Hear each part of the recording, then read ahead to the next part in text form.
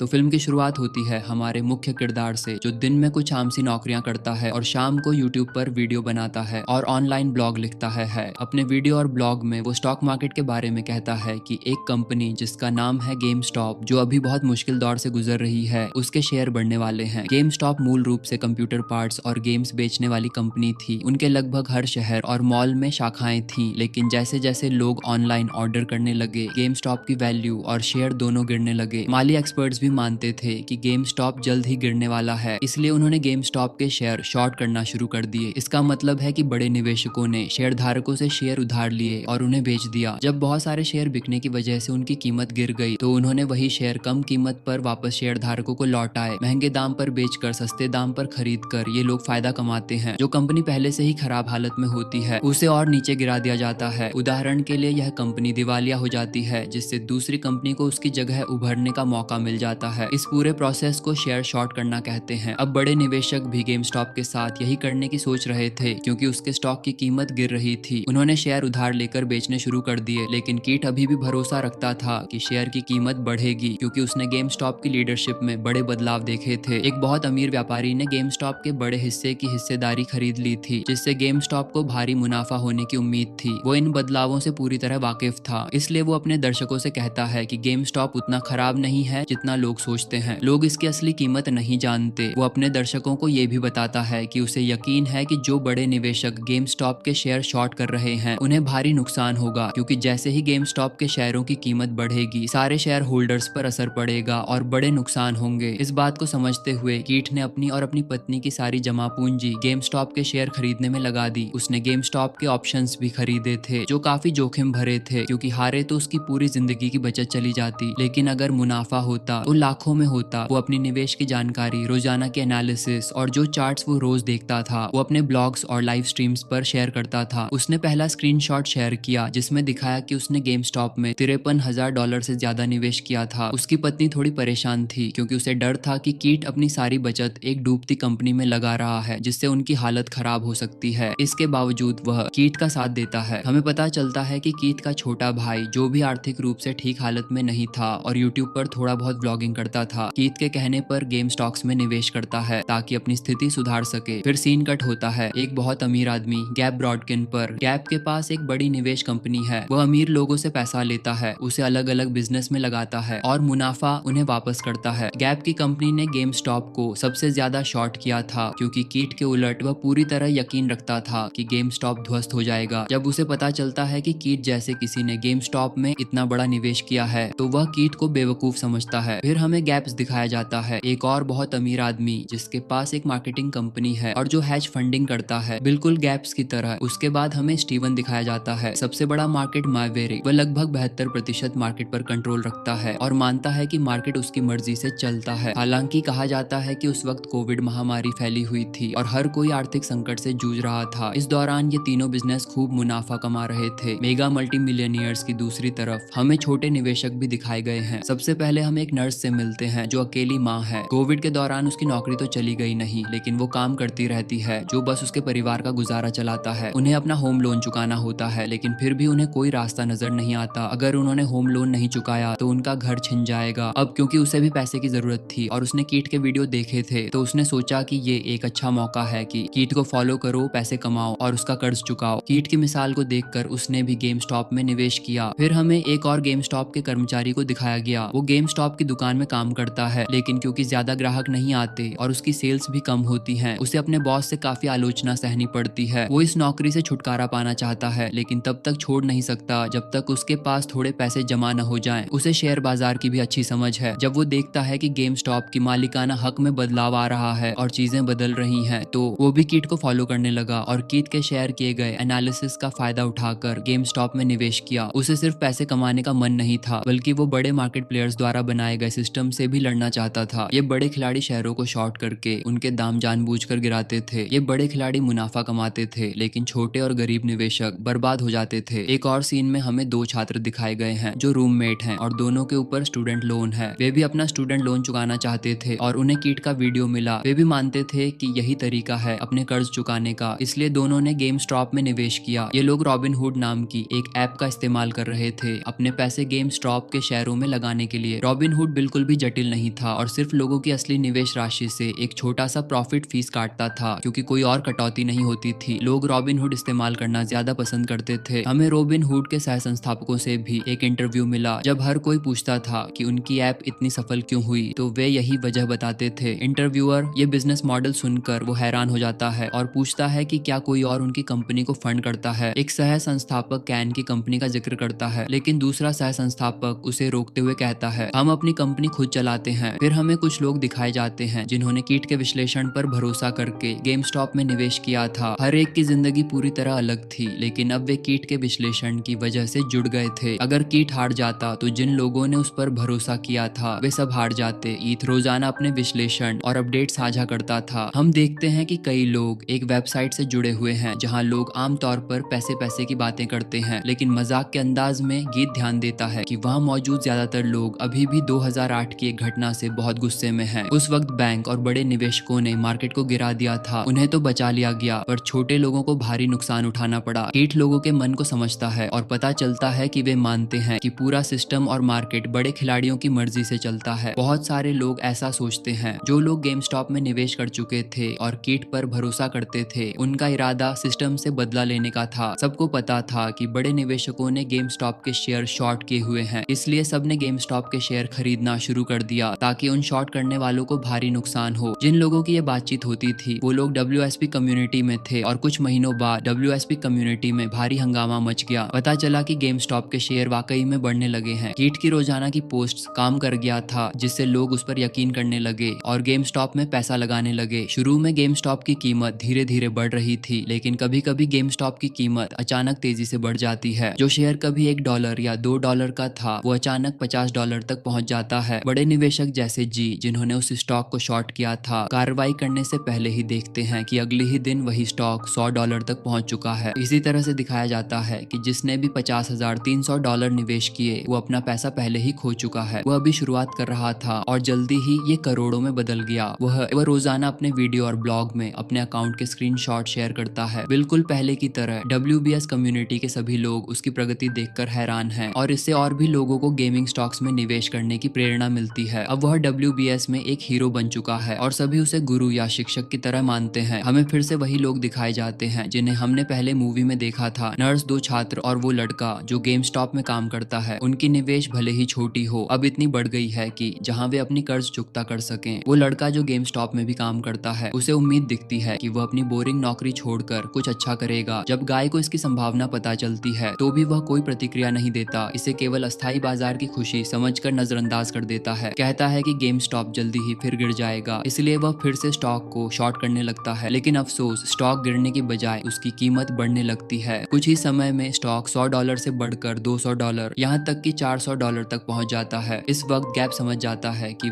वो दिवालिया होने वाला था, क्योंकि उसकी कंपनी अब अरबों डॉलर के नुकसान का सामना कर रही थी। गैप की कंपनी को स्टॉक स्क्वीज का सामना करना पड़ा। इसका मतलब है कि जो लोग शेयर शॉर्ट कर रहे होते हैं उन्हें जब मार्केट प्राइस बढ़ता है तो भारी नुकसान होता है, और ठीक यही गैप के साथ हो रहा था। कई लोग जैसे गैप जो पहले से ही शॉर्ट कर रहे थे वापस हटने लगे और शेयर खरीदने लगे। जब इतने सारे शॉर्ट शेयर निवेशक पीछे हटकर शेयर खरीदते हैं तो गेमस्टॉप के शेयर की कीमत अपने आप इतनी बढ़ जाती है कि ये मार्केट में एक बड़ा मामला बन जाता है। गेमस्टॉप की चर्चा हर जगह होने लगी थी, न्यूज में, इंटरनेट पर और यूट्यूब पर। अब जो लोग शेयर शॉर्ट कर चुके थे वो उन्हें वापस खरीदने की कोशिश कर रहे थे, लेकिन WSP कम्युनिटी, जिसमें कीट भी शामिल था, अपने शेयर्स को पकड़ कर रखे हुए थे, बिल्कुल भी नहीं बेच रहे थे, जिससे कंपनी को और नुकसान हो रहा था। हमें गब के ऑफिस का माहौल दिखाया गया। गब पागल होने वाला था, उसकी कंपनी के लोग पागल हो रहे थे। वे शेयर्स खरीदना चाहते थे, लेकिन कोई भी उन्हें देने को तैयार नहीं था। उसे समझ नहीं आ रहा था कि जो एक मामूली उबरमैन ने अपनी कंपनी को यूट्यूब वीडियो और शुरू की गई कैंपेन की वजह से अरबों डॉलर का नुकसान पहुंचाया था। जब गब की पत्नी को एहसास हुआ कि गब इस मुश्किल से बाहर नहीं निकल पा रहा है तो उसने उससे कहा कि वो अपने दोस्तों को फोन करे और मदद मांगे। गब की मदद के लिए केन और एक और दोस्त, जिनके पास मार्केट के ज्यादातर शेयर थे, ने अपनी $200 अरब की निवेश राशि वापस ले ली ताकि गब की कंपनी दिवालिया न हो जाए। दूसरी तरफ हम देखते हैं कि रॉबर्ट हुक के सह संस्थापक को NSE से एक कॉल आ रही है जिसमें बड़ी रकम की मांग की जा रही है, क्योंकि उसने जो शेयर अपने आवेदन के जरिए खरीदे थे उनकी कीमत काफी बढ़ गई थी, जिससे रॉबिनहुड को एनएससी के पास $3 अरब जमा करने पड़े। अगर रॉबिनहुड का फाउंडर ऐसा नहीं करता तो एनएससी उसका आवेदन ही बंद कर सकता था। वो नाराज हो जाता है और बताता है कि कैन के पास भी हमारी कंपनी के शेयर हैं, वो उससे बात करेगा और फिर कॉल करेगा। दिखाया गया कि रॉबिनहुड के फाउंडर ने गेम स्टॉप के शेयर खरीदने का बटन डिसेबल कर दिया था। इसके कारण सब लोग गेम स्टॉप के शेयर नहीं खरीद पा रहे थे, जिससे लोगों में भारी गुस्सा फैल गया। लोग तेजी से शेयर्स बेचने लगे और यहाँ तक कि रॉबिनहुड के ऑफिस के बाहर भी प्रदर्शन किया। लोगों के शेयर्स बेचने की इस बढ़ोतरी की वजह से गेम स्टॉप, जिसका भाव पहले $453 तक पहुंचा था, अब गिरकर $140 रह गया। शेयर्स की कीमतें इतनी तेजी से गिरी सिर्फ रॉबिनहुड ऐप की वजह से। जिन्होंने अपने पैसे निवेश किए थे और बढ़ने का इंतजार कर रहे थे, उन्हें बड़ा नुकसान हुआ। जब बड़े हैश फंड कंपनियों को पता चला कि उन्हें भी नुकसान हो रहा है तो जनता का गुस्सा और भी ज्यादा बढ़ गया और उन्होंने एक और मार्केट क्रैश कराने की कोशिश की। रॉबिनहुड का खरीदने वाला बटन चालू करने के बाद जो लोग पहले बहुत खुश थे अब फिर से उदास होने लगे। सबको लगा कि रॉबिनहुड ने ये कदम सिट्रियल की वजह से उठाया है, जिसके मालिक केन के पास रॉबिनहुड के भी शेयर हैं। लेकिन रॉबिनहुड के सह संस्थापक ने खबरों में आकर कहा कि उन्होंने सिट्रियल की बात पर ऐसा नहीं किया। शेयर की कीमत बहुत ज्यादा होने की वजह से उन्हें एनएससी को $300 बिलियन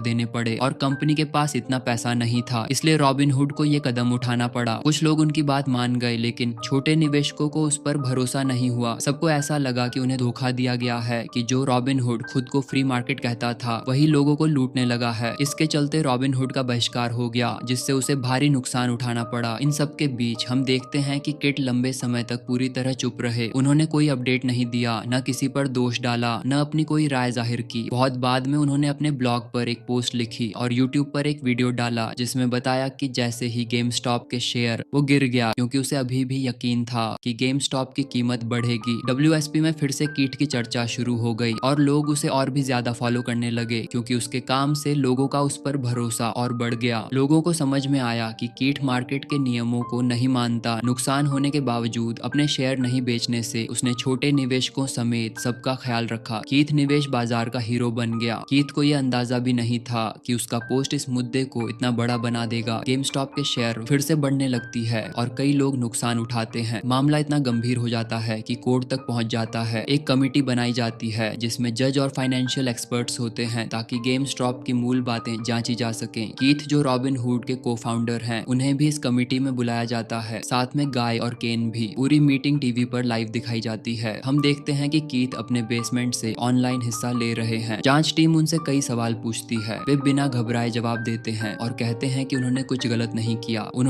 उसने अपना विश्लेषण ऑनलाइन और यूट्यूब पर शेयर किया, क्योंकि उसे गेम स्टॉप की बुनियादी बातों पर पूरा भरोसा था। वह यह भी बताता है कि वो कोई हैज फंडर नहीं है, वो एक आम आदमी है जो अपने लिए निवेश कर रहा है। जब टीम गेम से सवाल करती है तो वो कहता है कि गेम स्टॉप के शेयरों को इतना कम आंकना उसकी गलती थी, लेकिन अब जब शॉर्टिंग के बारे में पूछा जाता है तो वह उसकी रक्षा करता है और कहता है कि शॉर्टिंग ज्यादा लोगों को नुकसान नहीं पहुंचाती, ये बस एक बिजनेस मॉडल है। फिर हमें दिखाया जाता है कि केन से भी कई बार सवाल किए जा रहे हैं गेम स्टॉप के बारे में। उनका कहना है कि उनका गेम स्टॉप से कोई लेना देना नहीं है और वे इसमें निवेशित भी नहीं है। उन्होंने रॉबिनहुड में निवेश किया था, लेकिन उन्होंने रॉबिनहुड पर बाय बटन चालू करने के लिए दबाव नहीं डाला। जब हमने रॉबिनहुड के सह संस्थापक से बात की तो उन्होंने भी कहा कि बाय बटन एनएससी के कहने पर चालू किया गया था, क्योंकि एनएससी ने उनसे बड़ी रकम वसूलने को कहा था, जो उनकी कंपनी के सिक्योरिटी फंड में भी नहीं थी। सुनवाई के बाद टीम का फैसला नहीं बताया गया, क्योंकि जांच अभी भी चल रही थी। हालांकि ज्यादातर लोगों को यह साफ हो गया था कि सिटाडेल और रॉबिनहुड, उनकी कोई गलती नहीं थी। इसके बावजूद रॉबिनहुड को काफी बुरी खबरें मिली और हमने पता लगाया कि केन और उसके दोस्त, जिनकी कंपनी के पास बाजार का 73% हिस्सा था, ने गेम स्टॉप से जबरदस्त मुनाफा कमाया, क्योंकि उन्होंने भी चुपके से गेम स्टॉप में निवेश किया था। गे की कंपनी को इतने बड़े नुकसान हुए कि वो अरबों डॉलर के कर्ज में डूब गई। इसी बीच कीट की जांच चल रही थी कि क्या वो बंदा था जिसकी छोटी सी हरकत ने बाजार में इतना बड़ा हंगामा मचा दिया। उस दिन से हमें ये दिखाया गया कि कीट काफी लंबे समय तक यूट्यूब पर न तो कोई वीडियो अपलोड किया और न ही लाइव गए, लेकिन हमें दिखाया गया कि इसके बावजूद कीट ने गेम स्टॉप से लाखों डॉलर का मुनाफा कमाया। जो छोटे निवेशक कीट पर भरोसा करके गेम स्टॉप में निवेश किए, वे दिवालिया नहीं हुए। हालांकि वे अमीर नहीं बने, लेकिन उन्होंने अपनी मुश्किलें पार कर ली। अभी भी उन्हें कुछ छोटी छोटी दिक्कतें हैं। हमें वो लड़का भी दिखाया गया जो शुरू में गेम स्टॉप छोड़ना चाहता था। उसने इतना पैसा बना लिया कि आखिरकार उसने अपनी नौकरी छोड़ दी और कुछ नया करने करने का फैसला किया। फिल्म के पोस्ट क्रेडिट सीन में हमें बताया गया है कि कीट का आखिरी लाइव स्ट्रीम 16 अप्रैल 2021 को शाम 4 बजे था। उसके बाद वो कभी लाइव नहीं हुए और यही हमें पता चलता है कि पूरी फिल्म एक सच्ची कहानी पर आधारित है। गीत ने जो आखिरी स्क्रीनशॉट शेयर किया था उसमें कीट की नेट वर्थ $29 मिलियन